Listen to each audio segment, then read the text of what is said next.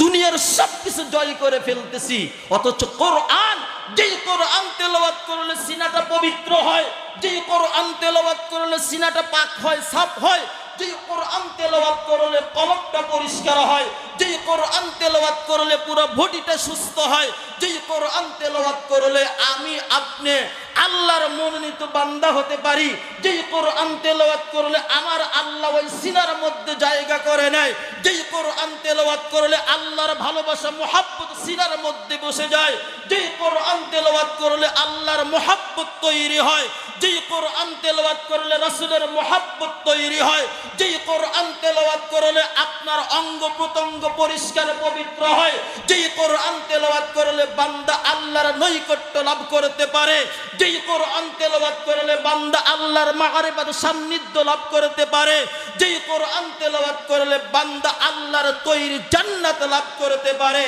আজকে আমরা সেই কোরআন তেলাওয়াতের মতো মেডিসিন থেকে আমরা অনেক অনেক অনেক দূরে চলে গিয়েছি, যার কারণে আমি আমার আত্মাকে সংশোধন করতে পারতেছি না, আমার স্ত্রী আত্মা সংশোধন করতে পারতেছে না, আমার ছেলে পারতেছে না, আমার মেয়ে পারতেছে না, আমার ভাই পারতেছে না, আমার বোন পারতেছে না, যার কারণে সমাজের মধ্যে জেনা ব্যভিচার ছেয়ে গিয়েছে, যার কারণে মদের আড্ডা ছেড়ে গিয়েছে, যার কারণে অশ্লীলতা, বেহায়াপনা, লালিল্যপানার এরকম ভাবে ছেয়ে গিয়েছে। আজ দেশ ধ্বংসের মুখে চলে গিয়েছে, রাষ্ট্র চলে গিয়েছে, সমাজ গিয়েছে, ফ্যামিলি গিয়েছে, সন্তান গিয়েছে, আমিও জাহান্নামের ধান প্রান্তে চলে গিয়েছি। কথা বলেন ঠিক কিনা? সেই জন্য আসুন, অন্তর ঠিক করার মেডিসিন হলো কোরআন। কি? সবাই বলেন কি? কোরআন। সেই কোরআনকে আমরা সবাইকে সিনার মধ্যে ঢুকাইতে রাজি আছি তো ইনশাআল্লাহ। এবং আল্লাহর রাসূলকে যেই ব্যক্তি ভালোবাসবে এরাই হলো আল্লাহর ওলি। কথা সংক্ষেপ ছোট, কিন্তু বিস্তারিত কোনো কথা ঢুকে গেছে। কথা বলে ঠিক কিনা? যার মধ্যে দুনিয়ার কোনো সার্থকতা নাই, দুনিয়ার কোনো চাওয়া পাওয়া নাই, দুনিয়ার কোনো সার্থক নাই, এই সার্থকহীন ভাবে যে একে অন্যকে আল্লাহ এবং আল্লাহর রাসূলকে খুশি করার জন্য ভালোবাসবে, ওই ব্যক্তি হলো আল্লাহর ওলি। কথা কি বুঝাইতে পেরেছি?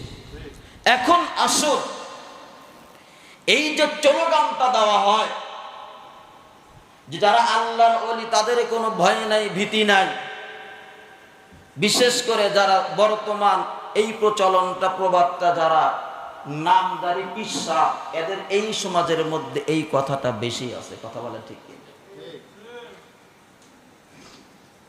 এখন আপনি আসুন, যাদেরকে ডাক্তার বলা হয়েছে,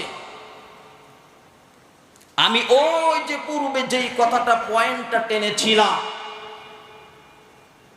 যে আমার আল্লাহ চাইলে আমাদেরকে আদম আলাইহিস সালামের উম্মত বানাইতে পারতেন, আল্লাহ চাইলে নূহ আলাইহিস সালামের উম্মত আমাদেরকে বানাইতে পারতেন, আল্লাহ চাইলে ইদ্রিস আলাইহিস সালাতু ওয়াস সালামের উম্মত আমাদেরকে বানাইতে পারতেন, আল্লাহ চাইলে আমাদেরকে ইব্রাহিম আলাইহিস সালামের উম্মত বানাইতে পারতেন, আল্লাহ চাইলে আমাদেরকে মুসা আলাইহিস সালামের উম্মত বানাইতে পারতেন, আল্লাহ চাইলে আমাদেরকে এরকম ভাবে ইউসুফ আলাইহিস সালামের উম্মত বানাইতে পারতেন, আল্লাহ চাইলে আমাদেরকে সুলাইমান আলাইহিস সালামের উম্মত বানাইতে পারতেন, আল্লাহ চাইলে আমাদেরকে বনি ইসরাইলের ৭০,০০০-এর অধিক নবী রাসূল আল্লাহ তাআলা পাঠিয়েছিলেন, তাদের উম্মত আমাদেরকে বানাইতে পারতেন, আল্লাহ চাইলে ঈসা আলাইহিস সালামের উম্মত আমাদেরকে বানাইতে পারতেন। কিন্তু না, আমাদেরকে পূর্বের কোন নবী রাসূলের উম্মত আমাদেরকে বানায়া পাঠান নাই। আল্লাহ তাআলা পাঠিয়েছেন আমাদেরকে আখির জামানার উম্মত করে আল্লাহ তাআলা পাঠিয়েছেন, এমন উম্মত বানিয়ে পাঠিয়েছেন আমরা সর্বশেষ উম্মত। আর এই উম্মতের জন্য কেমন ডাক্তারের দরকার, কেমন মেডিসিনের দরকার, কেমন যোগ্য ডাক্তারের দরকার।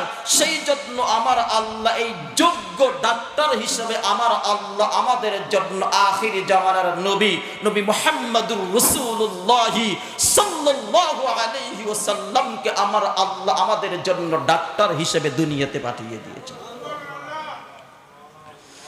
মুসলমান কথাগুলো বোঝার চেষ্টা করুন। আমার আপনার নবীর পূর্বে যত নবীর উম্মত চলে গিয়েছে, ওই উম্মতদের জামানাকে জাহিলিয়াতের যুগ বলা হয় নাই, কিন্তু একমাত্র আমার আপনার নবীর যেই যুগটা ছিল, যেই জামানাটা ছিল, ওই জামানাটাকে বলা হয়েছে আইয়ামে জাহিলিয়াতের যুগ। কিসের যুগ বলা হয়েছিল?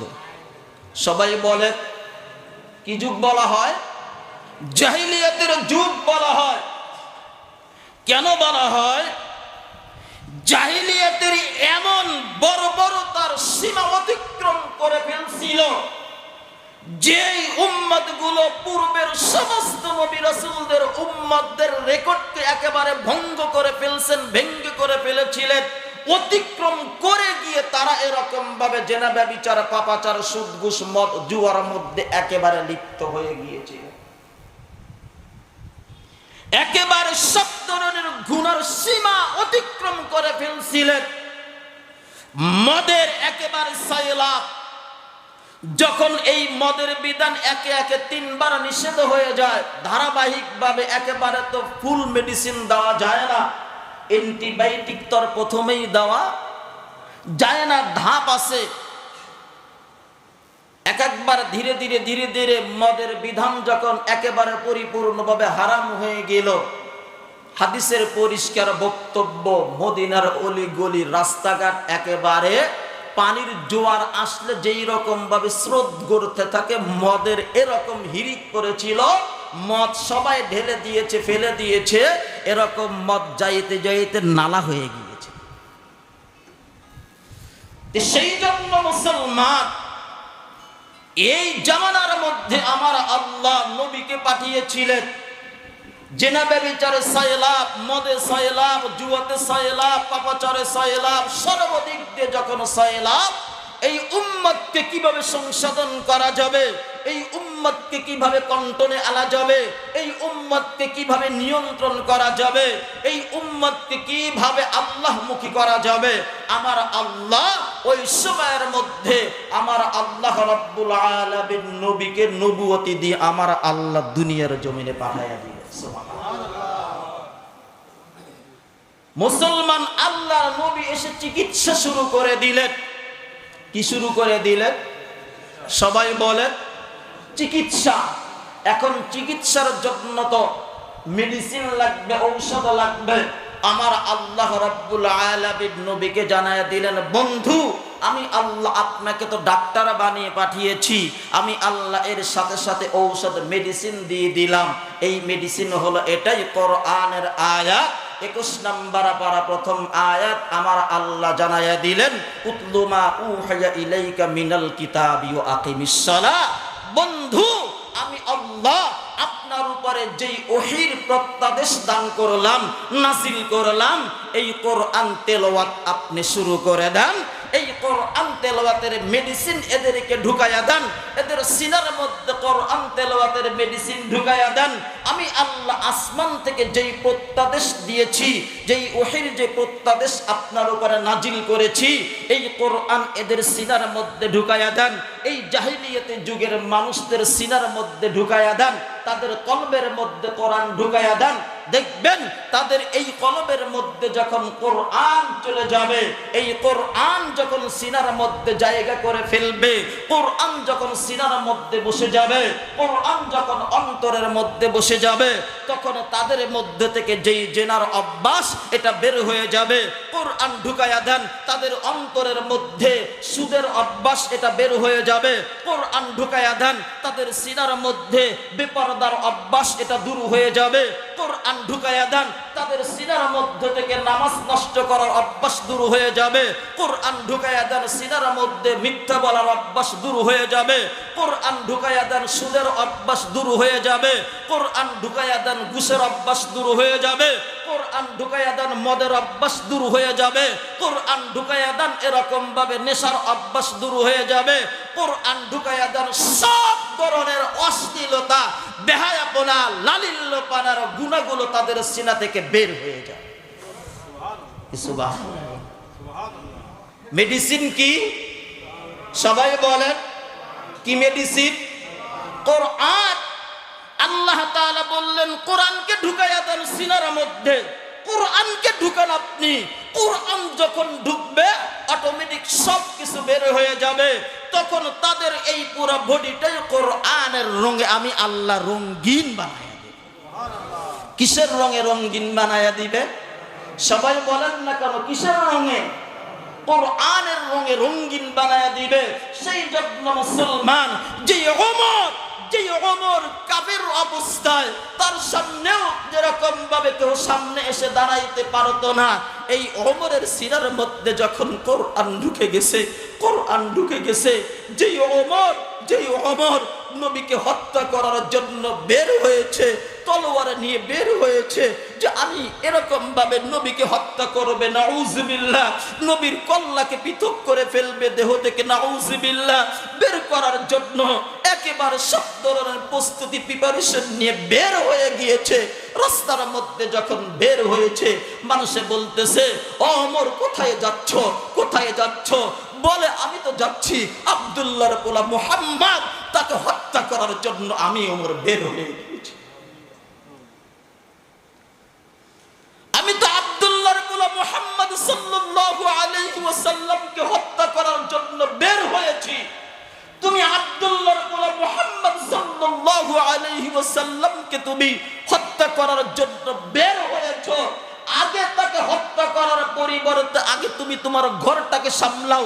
তোমার বোন তো ইসলাম ধর্ম গ্রহণ করে মুহাম্মদ সাল্লাল্লাহু আলাইহি ওয়াসাল্লামের রঙে আদর্শবান হয়ে গিয়েছে। সুবহানাল্লাহ বললেন। বোনের বাড়িতে চলে গিয়েছে, বোন ঘুম ঘুম ঘুম ঘুম করে কোরআন তেলাওয়াত করতেছে। বোনের জামাই আর বোন কোরআন তেলাওয়াত করতেছে, সূরাতুত তাহা তেলাওয়াত করতেছে। বাহির থেকে শুনছে, ঘরে গিয়ে বোনের উপরে আঘাত, বোনের জামাইয়ের উপরে আঘাত, মারতে মারতে তাদেরকে রক্তাক্ত করে ফেলছে। স্বামীকে, বোনের জামাইকে পরিমাণ যখন মারছে, আহত করে ফেলছে, বোন আর সইতে পারে নাই, আমার সামনে আমার স্বামীকে মারতেছে, এরকম রক্তাক্ত করে ফেলছে। বোন তখন বলছে ওমর সাবধান হয়ে যাও, তুমি আমার সামনে আমার স্বামীকে আঘাত করতেছো, মারতে মারতে রক্তাক্ত করে ফেলছো, আমার সাবধান, আমি তো ইসলাম ধর্ম গ্রহণ করেছি, তুমি ইসলাম ধর্ম গ্রহণ করেছো। এই কথা শুনে বোনের উপরে আঘাত, মায়ের উপরে মার, আঘাতের উপরে আঘাত, এরকম ভাবে আঘাতের উপরে আঘাত যখন করতেছে, মারতে মারতে ওমর ক্লান্ত হয়ে গিয়েছে, অসুস্থ হয়ে গিয়েছে, শরীরের ভারসাম্য হারিয়ে ফেলছে, এত মারতেছে, এরপরেও তাদেরকে ফিরাইতে পারতেছে না। এমন সময় ওমরের মনটা নরম হয়ে বলতেছে, বোন তোমরা জানি কি পড়তেছে, একটু পড়ো তো। আর একটু জোরে বলেন না সুবহানাল্লাহ। বোন বলতেছে তুমি শুনতে চাচ্ছ, কিন্তু তোমাকে তো এখন শোনানো যাবে না। কেন? তোমার শরীর নাপাক, তুমি গোসল করে একটু পবিত্র হয়ে আসো। গোসল করে পবিত্র হয়ে আসছে, কোরআন তেলাওয়াত শুনাইতেছে। তাহা মা আনজালনা আলাইকাল কুরআনা লিতাশকা ইল্লা তাযকিরাতাল লিমান ইয়াখশা তানজিলাম মিম্মান খালাকাল আরদা ওয়াস সামাওয়াতিল উলা আর রাহমানু আলাল আরশি ইসতাওয়া। মুসলমান কোরআন তেলাওয়াত যখন শুনছে, ওমরের মনটা আরো নরম হয়ে গিয়েছে। এবার ওমর বলতেছে, বোন আমি তো তোমাদেরকে মেরে আমি ভুল করে ফেলছি। আমি ওমর যেই নবীকে হত্যা করার জন্য বের হয়ে আসছিলাম, আমাকে নিয়ে চলো ওই নবীর দরবারে। এবার নবীর কল্লা আনবো না, আমি ওমর নবীর সামনে আমার কল্লাটাকে পিছাইয়া সুবহানাল্লাহ। মুসলমান ওমর নবীর সামনে গিয়ে কল্লাটা বিছাইয়া দিয়েছে, ইয়া রাসূলুল্লাহ, আমি তো ভুল করে ফেলছিলাম, কিন্তু এখন তো আসছি আপনার সামনে এসে মাথা নত করার জন্য, আপনি আমাকে কালেমা পড়ায়া মুসলমান বানায়া দেন। যেই বিষয়